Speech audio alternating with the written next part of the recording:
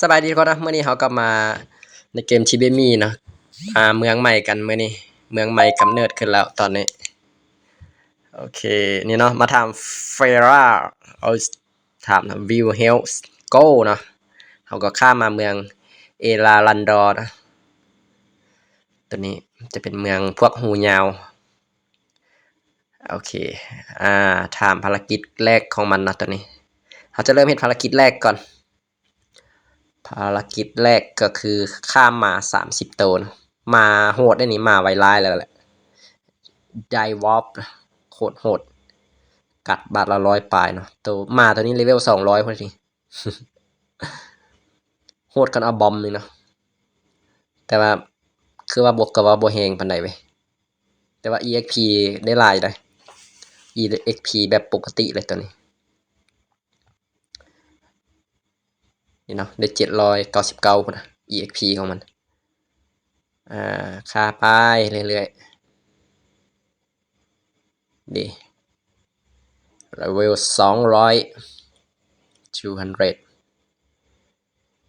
ค่า30โตก็ง่ายนะอันนี้เขาตีแบบโซโลให้เบิ่งเนาะเริ่มจากภารกิจแรก EP แรกตัวนี้ตีมาเจ้าหมาไวร้ายนั่นเองจะเฮ็ดเป็นภารกิจให้เบิ่งเอาเนาะเพราะว่าเฮ็ดรวดเดียวบ่ไหวบ่ค่อยมีเวลาว่างปานนั้นเนาะ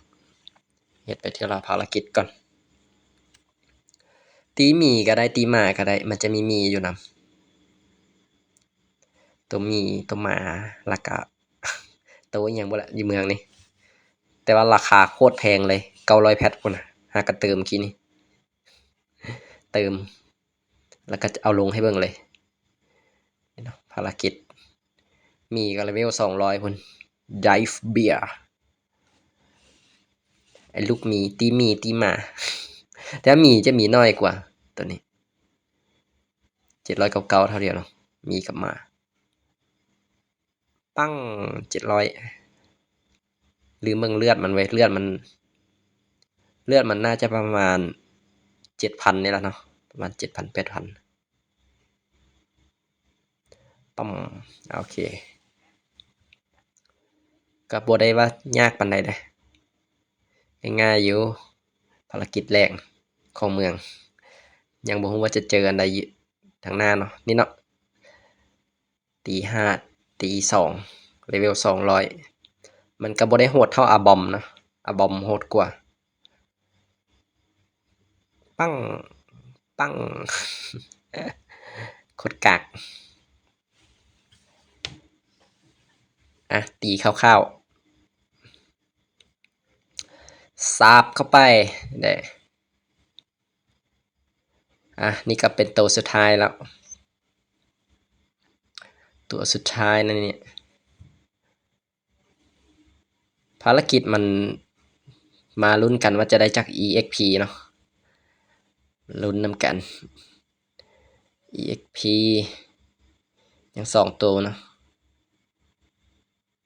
ปังปังตัวนี้ตัวสุดท้ายแท้ๆละนี่30ตัว30ตัวไปลุ้นกันภารกิจเฮามันจะได้ EXP เท่าใด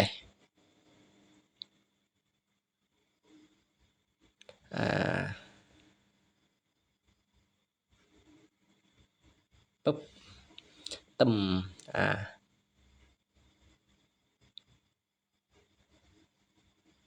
โอเค